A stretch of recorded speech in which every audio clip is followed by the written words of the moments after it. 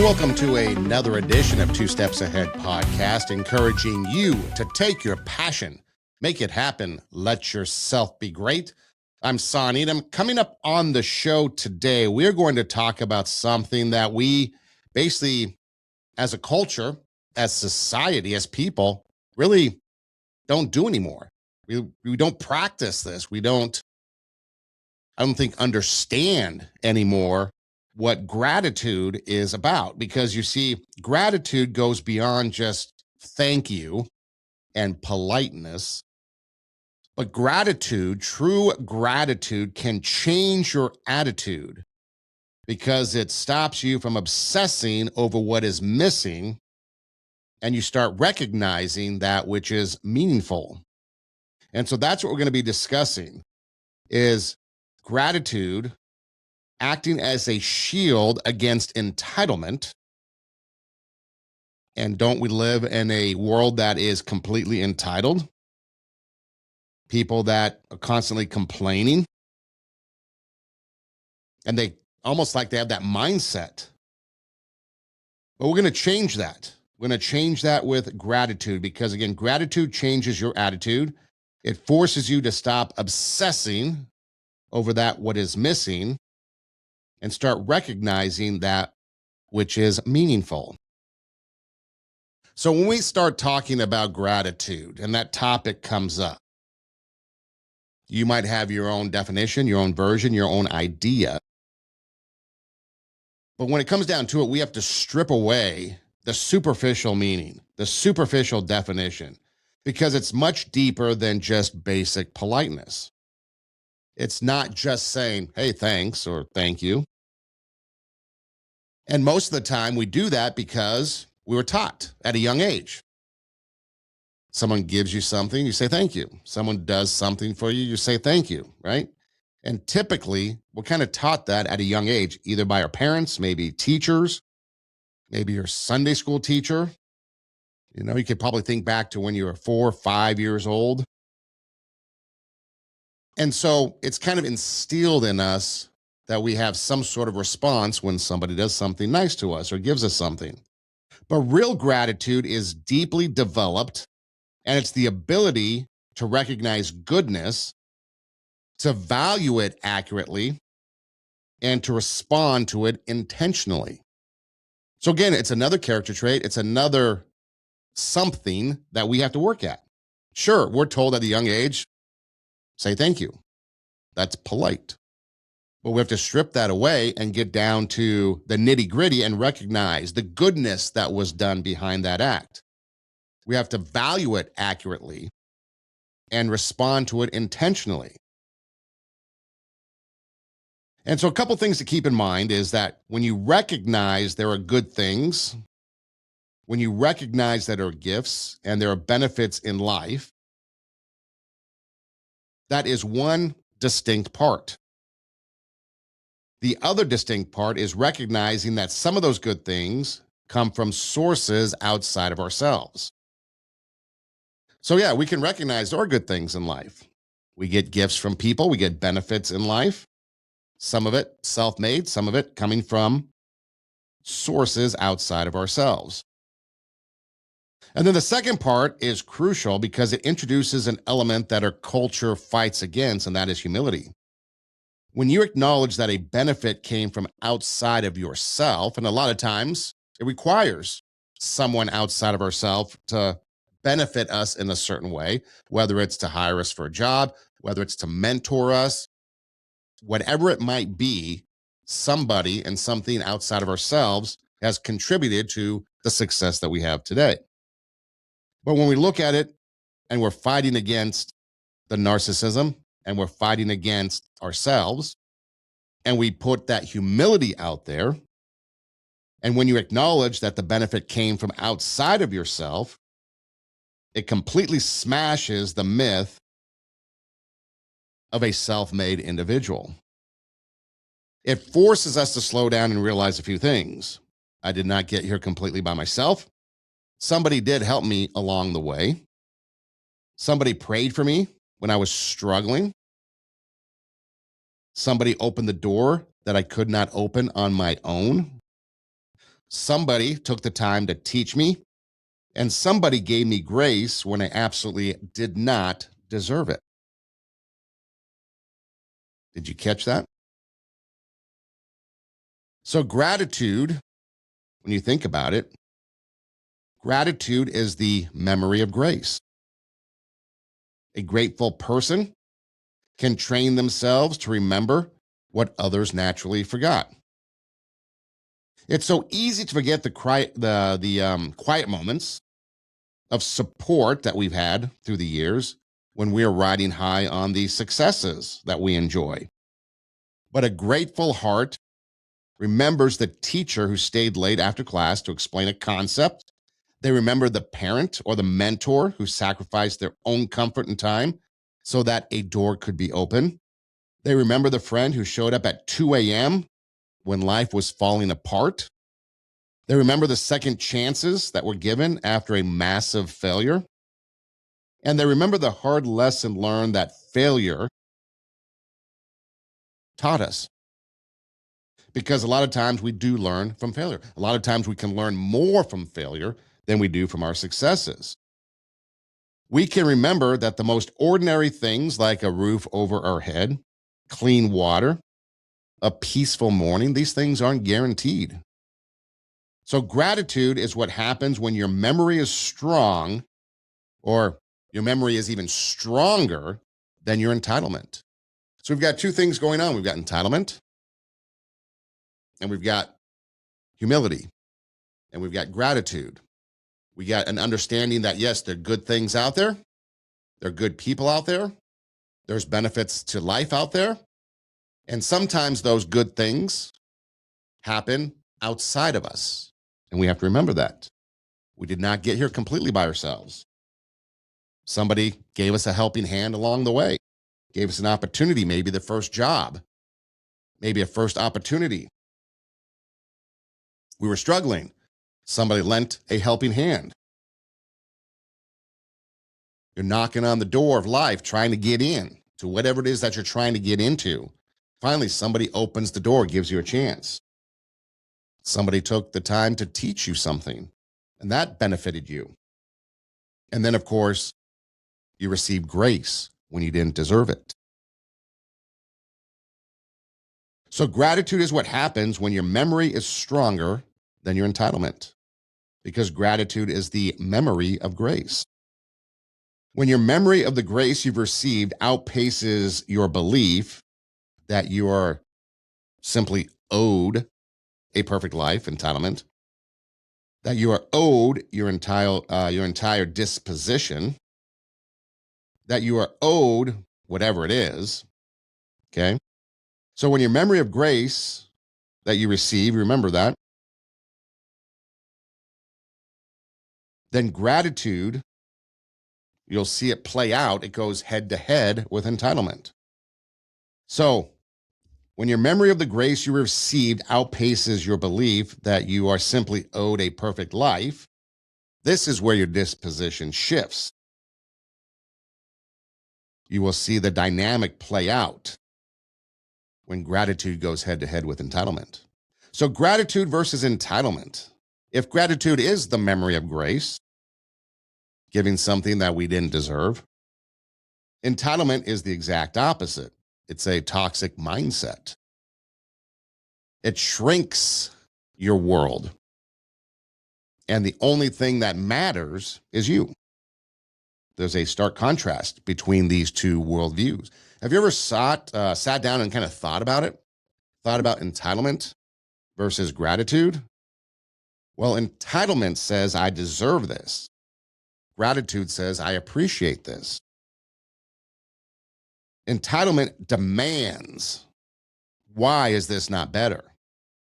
Gratitude will ask, how can I be faithful with what I have? See, entitlement focuses heavily on rights without responsibility. Meanwhile, gratitude recognizes the blessings and responds to those blessings with character. Character has been something that we've been talking about for. So you can see the difference between entitlement and gratitude. Deserving, appreciate. Demands, asks. focuses and recognize key distinctions between the two. And again, we've been talking about it regarding citizenship, caring, fairness, and trustworthiness. Entitlement affects all those former topics that we've been talking about on the podcasts as well. But how can we take a look at this from different perspectives? How does entitlement erode the social fabric of our communities, our workplace, and our families? Well, in society, you could ask, or you could look at, or you could see, observe, if you take the time, that an entitled citizen says, "What can society do for me?" A grateful citizen will ask, "How can I contribute to the well being of the people around me?" In fact, we just talked about that not too long ago in our citizenship, when we're talking about citizenship as a character trait podcast. Are you investing in the community that you live in, or are you just a consumer and using it as a product, an ends or means to an end? So, what can society do for me, or how can I contribute to the well being of the people around me? That's a look at it from a societal perspective. What about daily relationships? An entitled person operates on the assumption that people owe me their time, their energy, and they owe me their respect. Whereas a grateful person knows that people matter and their investment in me is a gift. If you've ever had a mentor, maybe a teacher that has gone the extra mile, any teacher for that matter, well, just take a general teacher in the classroom. They're obviously investing in you. And sometimes students don't appreciate that investment and they'll sleep in class, they'll check out, they won't respond to questions. They just don't care. And that's a part of life, part of society that we live in. But let's say they go the extra mile. Maybe you're really interested, but you're struggling. It's a math class. You don't understand it. So the teacher takes extra time. Now, that is above and beyond the job title. A mentor goes above and beyond the hours of work. Now, that is an investment, and that investment becomes a gift to you. What about the workplace? Employees. An entitled employee believes, "I should be rewarded. I should be promoted. I should be praised for showing up and doing the bare minimum." A grateful employee looks at the landscape and says, "I have a legitimate opportunity here to build something, sharpen my skills, and provide value." How about friendships? An entitled friend demands, "You better be there for me every single time I call, no matter what you have going on." A grateful friend says, "Thank you for being there. I know your time is valuable." See, in each one of these situations, when you're looking at entitlement versus gratitude, you will see it. You will see coworkers that they demand that they be rewarded for doing the bare minimum, for showing up. And really, society has gotten that way. You can go to any type of service oriented business, maybe a restaurant, for example, and you have that debate between the service you receive and a tip that you give, right? And now it's automatically expected that you give 20%, 15%. Or if you have a party larger than perhaps 8, gratitude is automatically, or I should say the gratuity is automatically put in there. And that's it. Instead of the server being grateful for the tip that you get, because a tip then would be a thank you, gratitude for the service. These people that work in these customer service areas, they're entitled to it. They feel like they're entitled to their tip, their gratuity, and they don't work for it. What about friendships? It takes a lot in this day and age, right? I mean, we can text, we can send emojis. It doesn't really take a whole lot of work anymore to maintain a quote friendship. But if you really want it to be a true friendship, a deep friendship, it does require work. All of this requires work. But in the end, we need to be thankful and have gratitude for the other person and their investment in our lives. So I want you to ask yourself a key question today. Okay. Are you living like everything is owed to you? Or are you living like everything that is valuable in your life, whatever it might be, that it should be appreciated? I mean, think about people in your life. One day they might not be here. What about the job?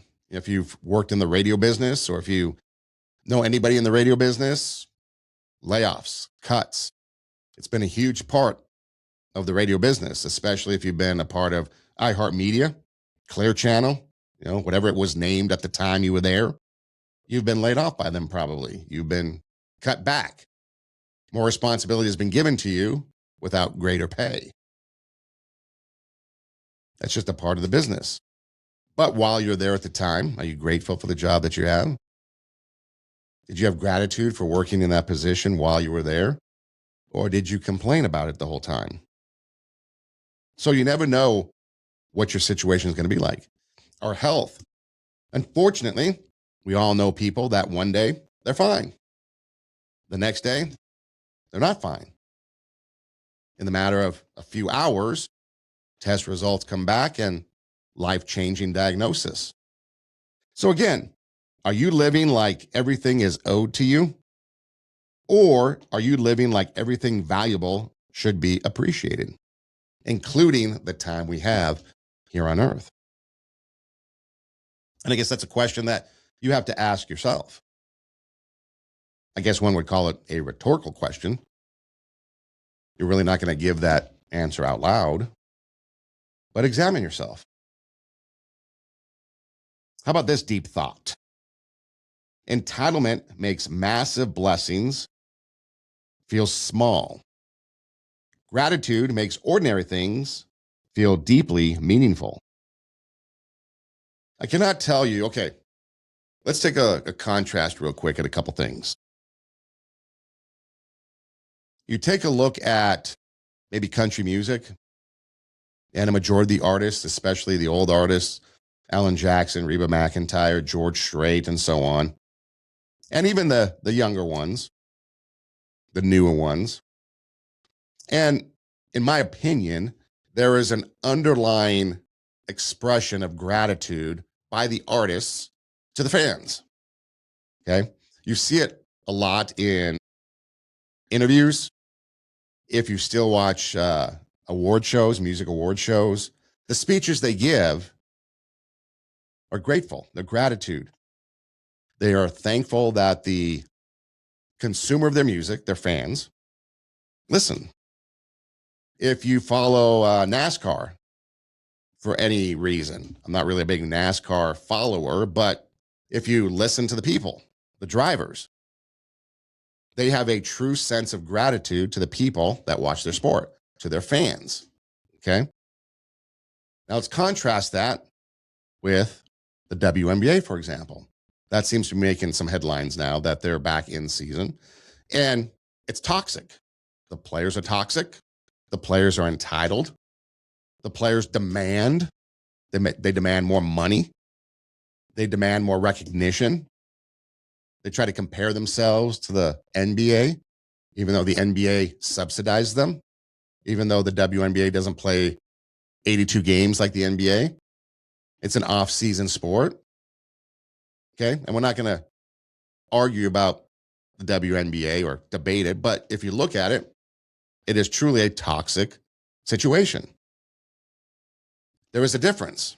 Okay. Maybe you're not a country music fan. Maybe you're not a NASCAR fan. Maybe you don't see that. But you can truly see the difference between someone that appreciates the fans and the consumers of their work versus those that are just entitled. Today, you watch a music show or an award show, whether it's music, whether it's movies, especially movies and TV, you see these actors get up there and they're just full of toxicity. They complain about everything. They complain about the politics.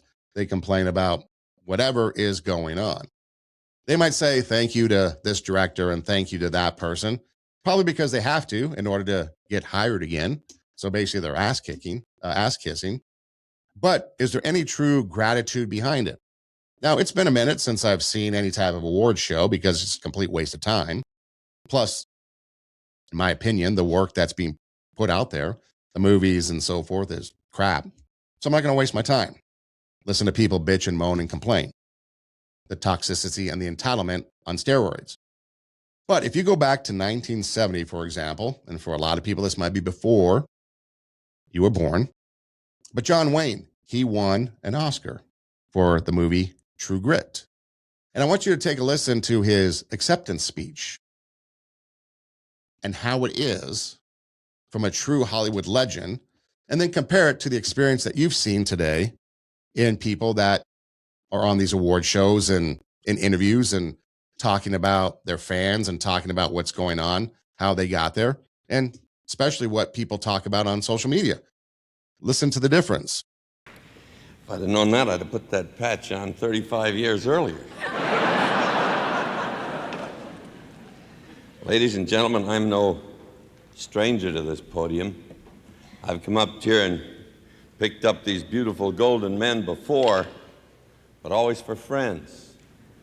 One night I picked up two, one for Admiral John Ford, one for our beloved Gary Cooper. I was very clever and witty that night, the envy of even Bob Hope. But tonight I don't feel very clever, very witty. I feel very grateful, very humble. And all thanks to many, many people. I want to thank the members of the Academy. To all you people who are watching on television, thank you for taking such a warm interest in our glorious industry. Good night. Humble, gratitude, the demeanor, the speech. All thank you. He was up there, witty, accepting awards for other people. But when it came his time, you could see the gratitude ooze from his acceptance speech. Today, we don't get that anymore. We got a bunch of entitled rich people, talented maybe, up there bitching and complaining about everything. So again, I ask you, are you living like everything is owed to you? Or are you living like everything valuable should be appreciated? Entitlement makes massive blessings feel small. Gratitude makes ordinary things feel deeply meaningful. So let's think about this contrast in perspective, okay? And maybe think about it from your perspective. A person can have a stable, high-paying job and complain about the minor inconveniences every single day. Somebody else is on their knees praying for employment just to feed their children. I know there's a lot of people, depending upon where you're at. I think in California, there are some news headlines about some state employees that have been working from home remotely since COVID. And now I guess the governor has called them back into the office and they're all bitching and complaining. Instead of being grateful for the job that they have and that they weren't laid off during COVID, they're bitching and complaining that they have to go back to the office. Others out there, and they probably have good paying jobs too, good benefits, maybe a good pension plan. And others, by the same governor, lost their job and probably still haven't recovered from it, from those days. A person can spend hours complaining about the quirks and flaws of their family, while somebody else sits in an empty room wishing they had people to call on a Tuesday night. Again, let's just take a look at the left. How many times have we heard over the years, the past maybe 10 years, that if someone supports the current president, you should not go to Thanksgiving at their house. You should not spend the holidays with people that support the current president. Well, one day, those people aren't going to be around. Or one day, you're not going to be around. And then did it really matter who they supported as president if they're not around anymore? A mom, a dad, an aunt, an uncle? But you decided to put politics at a family. You decided your toxicity was more important than having gratitude that your family's still here. One thing that I do not take for granted is that I still have both my parents. I know a lot of people don't have their parents, or maybe they're missing a mom or a dad, maybe both. They passed on, or maybe they didn't ever had a mom or dad, whatever. My parents, they're still with me. And I do not take that for granted at all. Every day, I'm grateful that I still have them here. And I make sure that in whatever capacity my day might be, I remember that because that is a huge blessing to still have. And as I get older, I'll witness people that I know. They might put a post on social media, or they might put a remembrance. Can't believe it's been a year. Happy heavenly birthday, and so on. But my parents are still here. So I take that not for granted, but I take that as a massive blessing. So again, are you someone that's complaining about your family versus someone in an empty room, not having family to talk to? And by the way, if you are that someone, 2stepsaheadpodcast@gmail.com, TWO, 2stepsaheadpodcast@gmail.com. Reach out. I'll respond. And again, if you just want to be social, hey, that's great. If you have an issue of some sort and you really don't know who to turn to, if I can't help you, I'll point you in the right direction, and together we'll find somebody that can help you. You don't have to go it alone. What about this contrast in perspective? A person can complain about having to wake up early for school or maybe study for an exam, while millions of people around the world wish they had the basic right to learn how to read. The basic right. Not right as in write your name, but the right to learn how to read. A lot of people can't read. How sad is that? A person can complain about having heavy responsibilities of managing maybe a team, a household, a business, while somebody else wishes they had the physical strength, the physical health, or the opportunity to carry those responsibilities. See, again, we go through a lot of things in life and we complain about it. But if you stop and take a minute, there's a lot of people that would love to be in your shoes because your shoes are way better than the situation that they're in. But we can be clear. We do know that your struggles are real. We're not going to just take them lightly. We understand that. It doesn't mean that your experiences are not true, that stress, anxiety, exhaustion, that hardship, that could be real, genuine, absolutely. But that also means your blessings are real too. See, entitlement wants you to think that if things aren't perfect, then nothing is good. Gratitude, on the other hand, corrects the scale. It allows you to see the full picture. Yes, things might be a struggle here. Yes, I'm grateful for my job. No, I'm not grateful I have to get up at 5:30, 6 o'clock in the morning because I'm not a morning person. My creativity and everything is at night. I'm a night owl. I have to get up.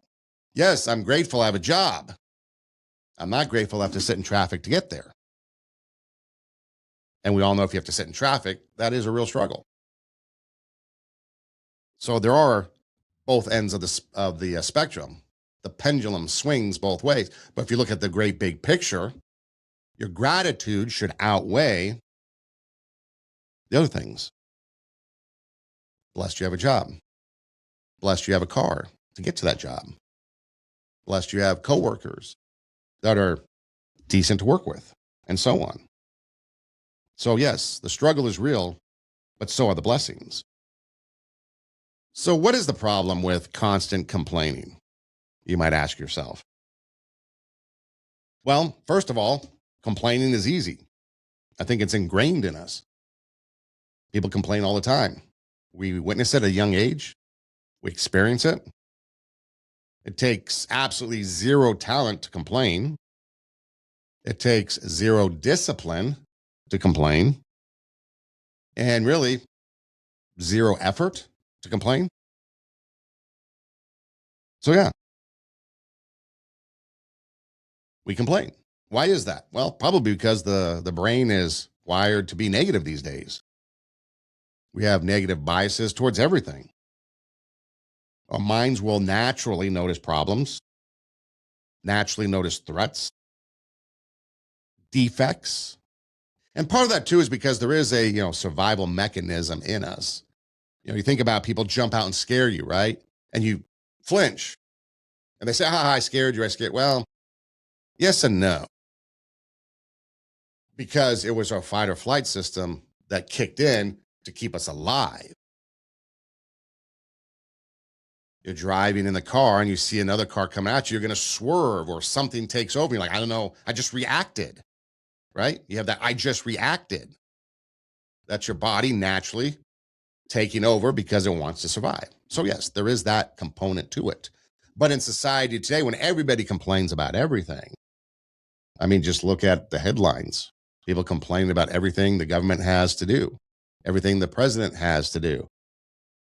Complain, complain, complain. Complain about higher gas prices, not realizing that there are good people in the country of Iran or Iran that would love to have freedoms. There are women that would love to have the ability to read. There are women there that would love to have a job that you bitch about.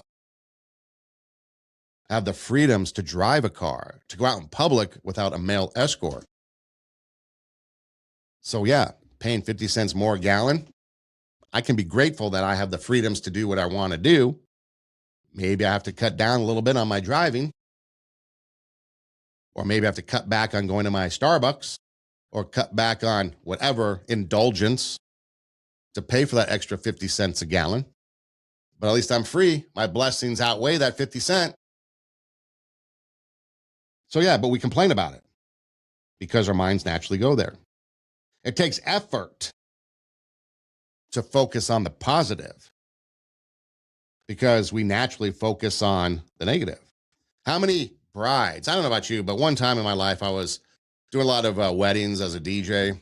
And part of the reason why I did that was because I knew I wanted to get in radio, and I knew that I wanted to be a public speaker, and I knew that I wanted to be out in front and talking. And one of the best ways I thought while going through college to make some good money and to get out in front of people, really in a high stress situation, was do weddings. So I did. MC, play music, whatever. And so a part of that was I got to see a lot. And there are a lot of people, a lot of brides. Bridezilla is a name for a reason, that would complain about something minor, thinking it ruined their whole day. Now, yes, we do understand that you pay good money and the struggle is real. We just talked about that. Yes, the struggle is real. I get that. But look at the blessings. Hopefully you're married to somebody that you're in love with. Hopefully it's going to be a future that's successful for the two of you together, building a life together, families coming together, and all the great blessings that you have, that you actually have someone that loves you, that wants to take care of you. And yet you're focused on this little thing over here. The blessings, they're real. And sometimes the blessings outweigh the struggle. If we work on it, we realize that. But because our minds focus on that one minor thing that went wrong, the rest of the day is a disaster. Another reason why we like to complain a lot. Complaining is our default setting. Yeah, we just go straight to complaining. Gratitude must be actively practiced. Do you practice gratitude? Do you practice saying thank you beyond just a thank you? But do you show appreciation? Do you show the recognition of that blessing, the memory of that grace that was given to you? Do you show that? Because you have to actively practice it. I guess it could be kind of summed up like this. It's a form of mental resistance. I'm talking about the gratitude, actively practicing gratitude. It is a form of mental resistance. It trains our attention to look past the surface noise. A lot of noise on the surface. what's underneath.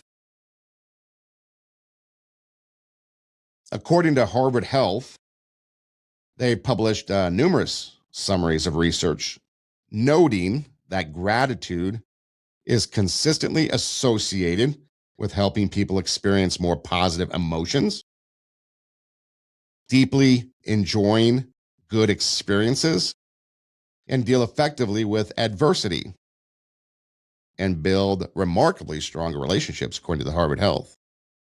So maybe that's something we should take into consideration. Gratitude is consistently associated with helping people experience more positive emotions, deeply enjoy good experiences, and deal effectively with adversity, while also building remarkably stronger relationships. Now, complaining does the exact opposite. It doesn't solve anything, which is so true. Complaining doesn't solve anything. Bottom line. That's just it. What does it solve? Nothing. All it does really is get you to maybe get other people to join in, because misery loves company, but it doesn't solve anything. It simply rehearses frustration. Every time you complain, you're practicing being upset. You make the problem bigger than it actually is. You invite other people into your negativity. And if you aren't careful, you can turn a bad moment into your entire identity. In this day and age of social media, how many times have you seen somebody do something negative and that's their whole identity? It doesn't necessarily have to be, along the lines of gratitude or what we're talking about today, but just anything. It could be a youth baseball coach yelling at an umpire, getting into it for whatever reason. It could be the greatest youth baseball coach ever, but that one moment goes viral. And now everyone thinks that coach is a terrible person because that one moment becomes your entire identity. People are watching. A lot of eyes are on you. Don't make that moment your whole identity. So there are 4 types of complaining that we fall into. Habitual complaining, which I think is the biggest problem in society today. When complaining becomes our primary language, it's an automatic reflex. You complain about the traffic, the weather, the Wi-Fi speed, the work project, prices at the grocery store, your family, your school, your church, everything. It's habitual. A habitual complainer could win the lottery and still complain about the tax bracket that they just fell into. It's our broken internal filter, the habitual complainer. The competitive complainer. We've all been a part of these conversations, I think. This is where people literally compete over who has it worse. For example, someone could say, man, I only got 5 hours of sleep last night. Then the other one says, 5 hours? That must be nice. I got 2 hours of sleep. My dog threw up. My car didn't start. And the race to the bottom begins. Are we a competitive complainer? What about a passive complainer? When someone complains endlessly about a situation but flatly refuses to take any action to fix it. They don't want any solutions. They don't want any advice. They want an audience to validate their misery. That's all they want. Validate my misery. They want to remain a passive victim because taking action requires responsibility. I've had people that I've tried to deal with, students, for example, and you offer a solution and there's another problem. Offer a solution to that problem and there's another one. And so I finally it's like, you know what? Good luck. You take care of it yourself. I'm not going to fall into your misery loves company. So you have habitual complainer, competitive complainer, passive complainer, and what about identity complaining? This could be one of the most dangerous stages. When a person becomes universally known for their negativity, they become a black cloud in the office of the family. You ever see those cartoons? I don't know, maybe they'll make the cartoons like they used to when I grew up. But some guy would be walking around and there'd be a rainy cloud over him wherever he went. Perhaps you've seen a cartoon like that or two. The black cloud in the office. Are you the black cloud? Before they even walk into a room, people already know exactly what that person's going to say, and they brace for the incoming complaints. You see, complaining is not always a sign that life is bad. Sometimes it's a sign that the focus is broken. Your focus is broken. My focus is broken. If we're complaining, we're focusing on the wrong thing. Again, we do understand struggles are real, but we're talking about a habitual complainer, the competitive complainer, the passive complainer, the identity complainer. Your focus is probably off because your complaining is not because life is bad. It's a sign you need to retrain your focus. Okay, we need to have balance when it comes to these things in life because we know life isn't always rosy. It doesn't always come up roses. So we do need to have some outlet. Okay. We can't just have silence that becomes toxic and eats us up alive, right? We can't have that. So there is balance. Everything is done in balance. We got to get it off our chest. So, yes, we can speak about the pain that we suffer, the grief, the challenges, those things that might alter our life. But it's a difference between honest expression and constant negativity. If you lose someone and you suffer grief, maybe it's the loss of a pet, even just loss of a job. I remember one time somebody told me that, even when your sports team loses, there's grief involved. Now, the grief probably should be held in perspective if it's a sports team, but you do need a minute or two or whatever to get over that team loss, especially if it's a championship game, something important. World Cup's going on, teams are losing. You might need a moment to grieve the loss of your team. But that grief should be in check compared to maybe some other grief that you're going through. But we need to talk it out sometimes.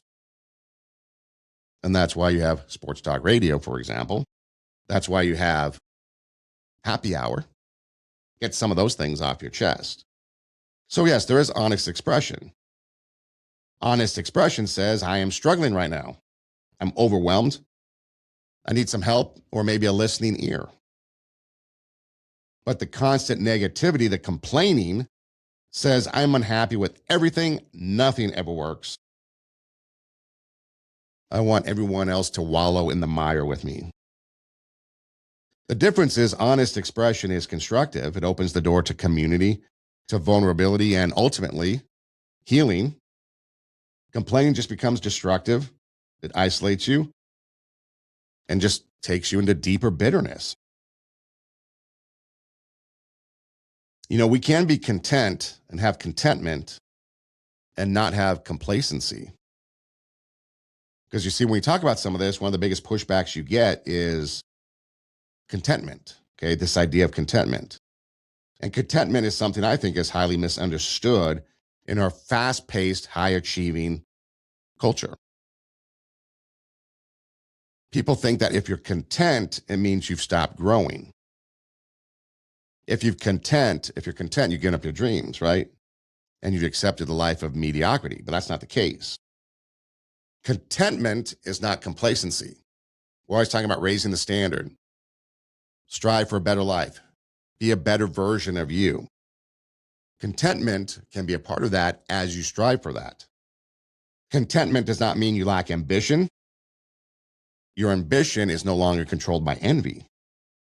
Contentment does not mean you stop wanting better. It means you stop hating your life while you work towards a better life. Contentment does not mean you accept laziness. It means your inner peace is no longer held hostage by what you do not have. You see the key distinction between the relationship, gratitude, and vision. There's a relationship there. You absolutely need both, first off, to have a healthy, balanced life because gratitude appreciates the present moment. Vision works diligently toward the future. People always will say, if you could tell your younger self something, what would it be? And the advice I got from a few people while in college was to enjoy the now, basically. You're going to school, you're going to college, you're working, and you're just kind of in this life of trying to get there. And me being an ambitious person, I always wanted to get there. I never enjoyed the ride to getting there, whatever there is. And there has changed from whatever there was when I was in college, has changed to whatever there is that I'm heading to now. But enjoy the ride. Enjoy the ride. I remember this one kind of older lady telling me that, if you have time between classes, because again, we complain, I got a 2 hour wait between classes in college, right? Go swim in the pool for 30 minutes. Go do something, whatever it was. And I remember swimming in the pool as something that this person told me, just go swim in the pool for 30 minutes because it's refreshing. You're in Los Angeles, nice weather all the time. You get your outdoors, vitamin D, whatever. I never did, but I think back to, I should have done something like that. What am I going to do outside of life in this moment that could be completely different than I could ever imagine? Instead of going through the rut of life, instead of doing the complaining and focusing on that, what's something I can do that could be something fun, a betterment to maybe life at that moment? So my advice always then to other people is enjoy the ride. No matter where you're at in life, enjoy the ride. Because as Aerosmith said, life's a journey, not a destination. That destination is going to change. What you studied in college might be different than the job you're doing right now. I know a lot of teachers have left the teaching profession. They're in finance or doing anything else but teaching, and they love it. I know a lot of retirees are doing things that they absolutely love, that they didn't think they would be doing at this point in life. So that destination might always change, but enjoy the journey wherever it takes you. And we know after COVID, a lot of things changed for a lot of people, which was probably a bad journey. Hopefully now we've been able to overcome that. But again, the course of life changes. Enjoy the ride. As you have contentment, as you have gratitude, as you appreciate the present moment, you are still working diligently towards the future. That's the balance. Gratitude, vision, moving forward, kick entitlement to the curb, stop complaining, and be a better version of you. Because if you have vision without gratitude, you become restless, you're hypercritical, you're bitter, because you're always living in the future, that future gap of what's missing. If you have gratitude without vision, you become passive, stationary, and unmotivated. So you have to have that drive, but you have to have that gratitude as well. Again, appreciate the present moment as you strive for the future. A truly mature, grateful person is capable of holding both realities simultaneously. You, as one of these truly mature and grateful people, can look at life and say, I am profoundly thankful for where I am right now, but I'm still actively growing, growth mindset. I appreciate what I have on my plate today, but I'm still building for tomorrow. I recognize that this current season has immense value, even if it's not my final destination.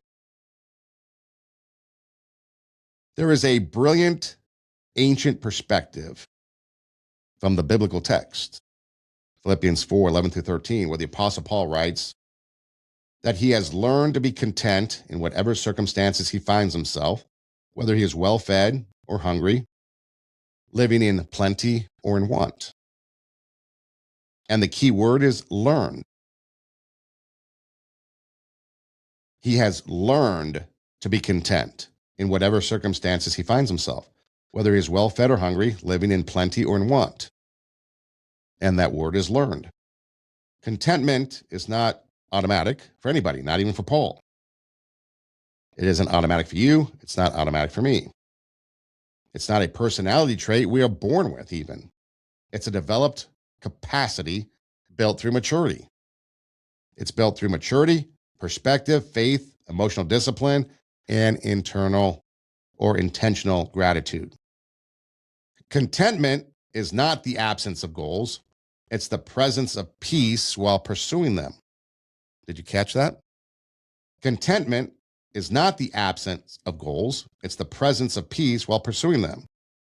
You don't have to wait until you reach the mountaintop to be happy. You can enjoy the climb because you appreciate the shoes you have on your feet and the air in your lungs right now. And then finally, let's take a look at appreciation, changing our relationships.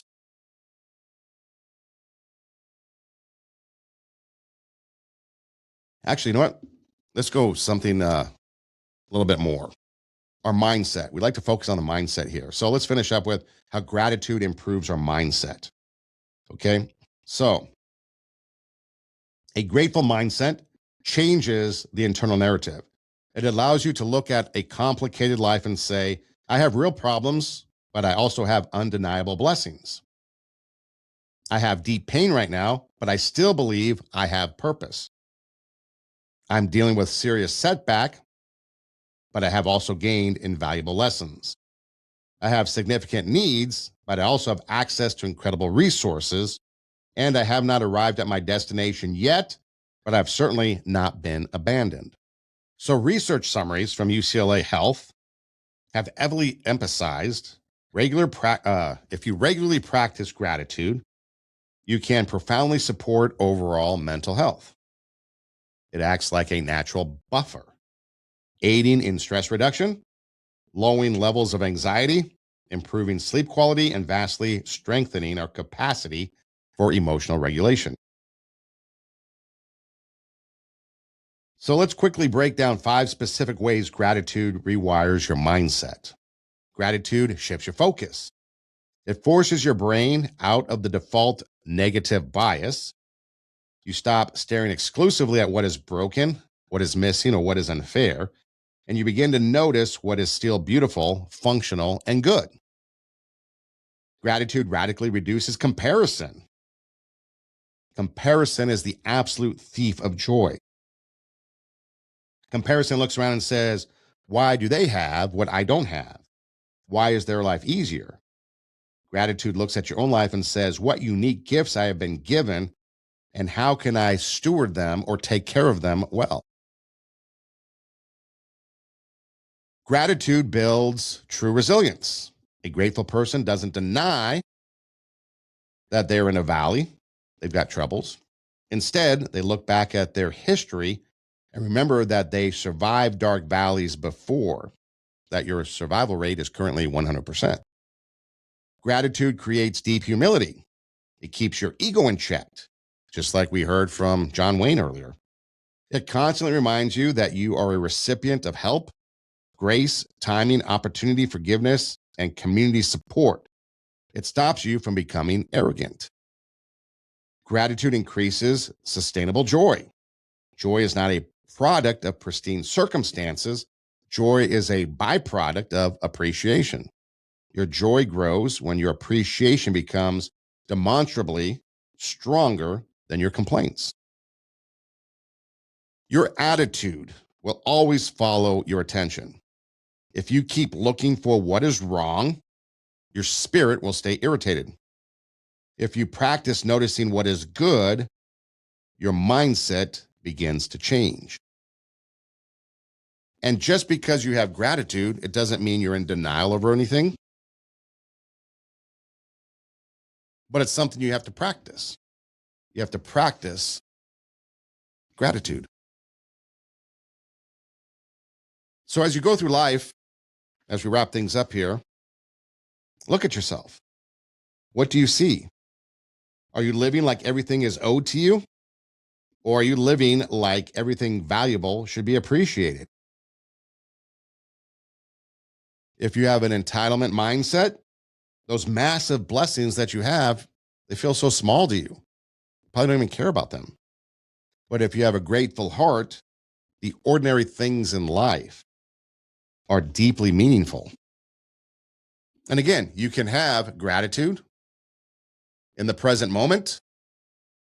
I'm content. I'm happy. I'm thankful. Everything's good. However, I still have vision and I'm moving forward. I'm on my destination journey. Don't know where my destination is going to be quite yet, but I'm enjoying the ride. I've got my goals. I've got my GPS out. Got my Thomas book out, if you remember that. I'm on my way, but I'm enjoying the ride. The windows are rolled down, going 65, soaking it all up. Instead of burning 90 to shave a few moments off your time to get to your destination, you enjoy the moment. The top's down, not the hammer, and you're enjoying the ride to life.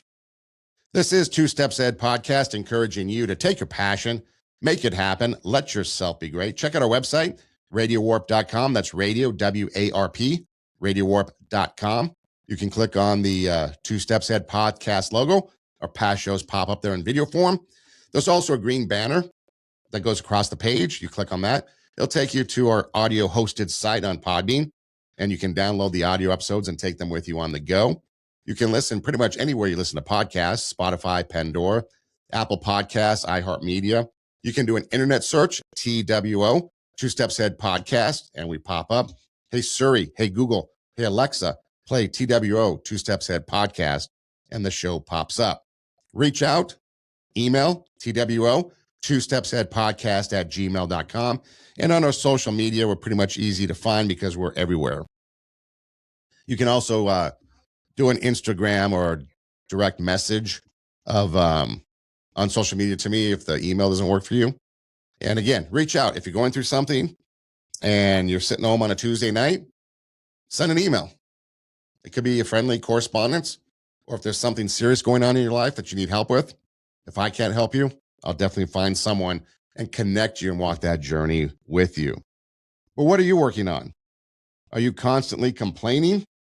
Or are you someone that is showing gratitude? Because gratitude is what happens when your memory is stronger than your entitlement. Gratitude says, I appreciate this. It asks, how can I be faithful with what I have? And it recognizes the blessings and responds with character. Two Steps Ahead podcast, encouraging you, take your passion, make it happen, let yourself be great. I'm Sonny Dem. Hey, thanks for listening. Do tell a friend. And until next time, God bless.